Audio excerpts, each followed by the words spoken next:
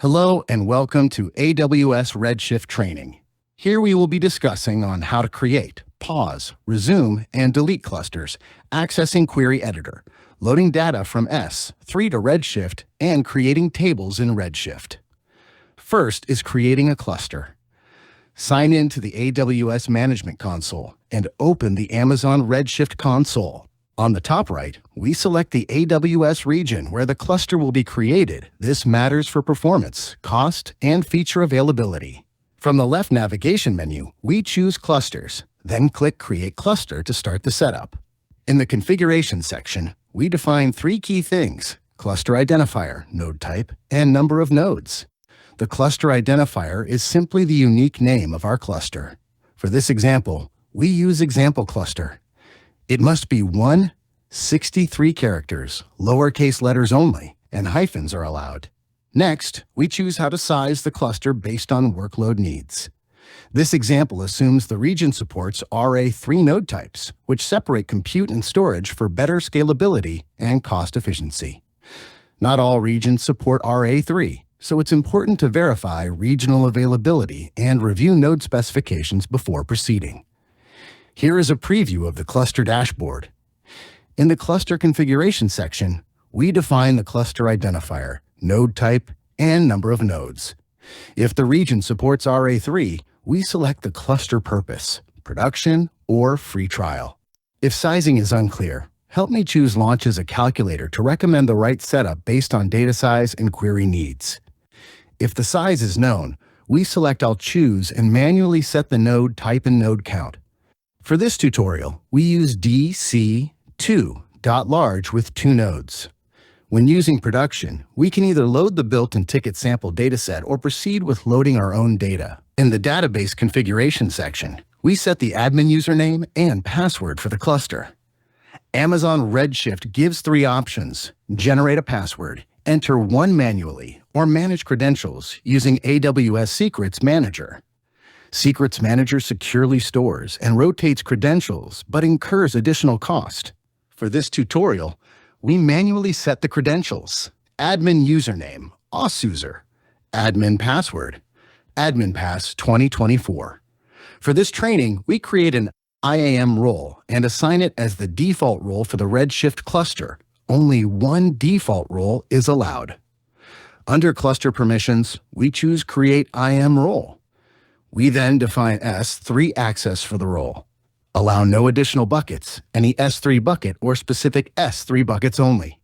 After selecting the option, we choose Create IAM role as default. Amazon Redshift automatically creates the role, sets it as default, and attaches the Amazon Redshift All Commands Full Access policy, enabling Redshift to load, query, and analyze data from Amazon S3 and other AWS resources.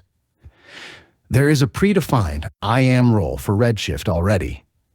Choose AWS Service Role for Redshift for associate IAM roles. Optionally, in additional configurations, we can turn off Use Defaults to customize network and security, database, maintenance, monitoring, and backup settings.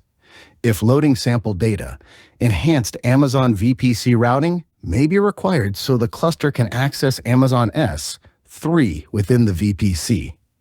Once all settings are reviewed, we simply choose Create Cluster to complete the setup. Next is granting access to Query Editor.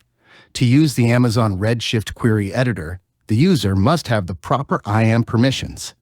In the IAM console, we select Roles and choose the role that will access Redshift. Under the Permissions tab, we add permissions and attach policies. We assign Amazon Redshift Query Editor and Amazon Redshift Red only access to the role.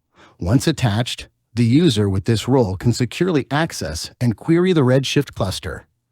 To allow Amazon Redshift to communicate with other AWS services, we create an IAM role. In the IAM console, we go to Roles and choose Create Role. We select AWS Service as the trusted entity and choose Redshift.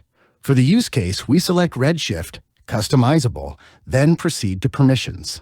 We attach the required policies, such as Amazon Redshift Query Editor and Amazon Redshift Read-Only Access.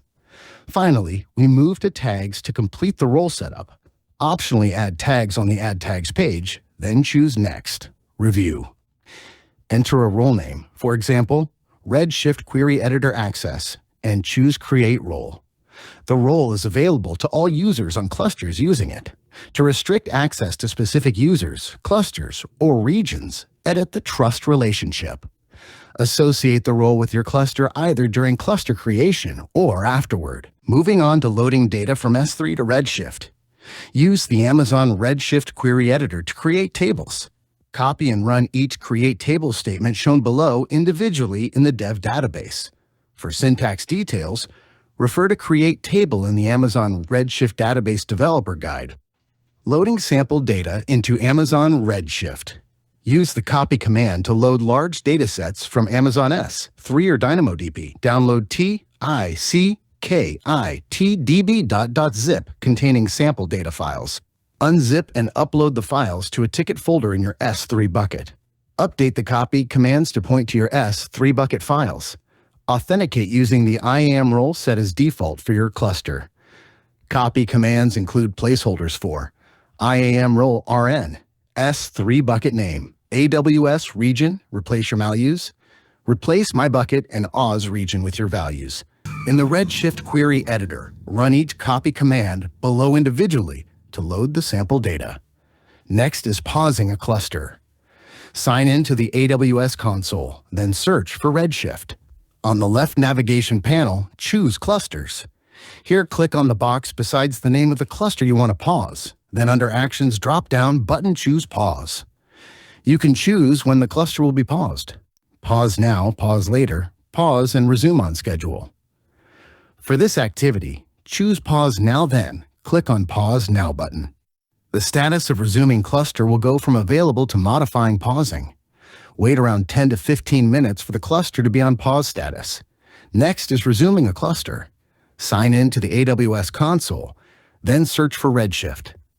On the left navigation panel, choose Clusters. Here, click on the box besides the name of the cluster you want to resume. Then, under Actions drop-down button, choose Pause. The status of resuming cluster will go from available to modifying or resuming.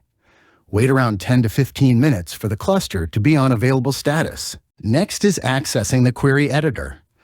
Go back to the AWS console page, then search for Amazon Redshift. Again, on the left navigation panel, choose Clusters. There are two versions, Query Editor V1 and V2. V2 provides an ID-like experience with enhanced features. To access your database cluster, click the button next to the database name or click the triple dots menu. Proceed using your database username and password. Once connected, you can access datasets and run SQL queries. A green status indicator confirms a successful connection. Next is Creating Table in Redshift, shown as the syntax for Create Table. Key in the necessary information and you can run it on the query editor or editor earlier to create table. Next is Copy command, loading data with SOP loads data from files or DynamoDB tables. Source can be Amazon S3, EMR, or remote host via SS shown here are three samples of the copy command. Lastly, we will discuss on how to delete a cluster. Deleting your Amazon Redshift cluster to avoid ongoing charges after completing the training. Steps: sign in to the Redshift console. Navigate to Clusters. Select your cluster Marco cluster test. Under Actions, choose Delete. Confirm and choose Delete Cluster. The cluster status updates and is removed from the list once deleted. That is all for the AWS Redshift training. Thank you.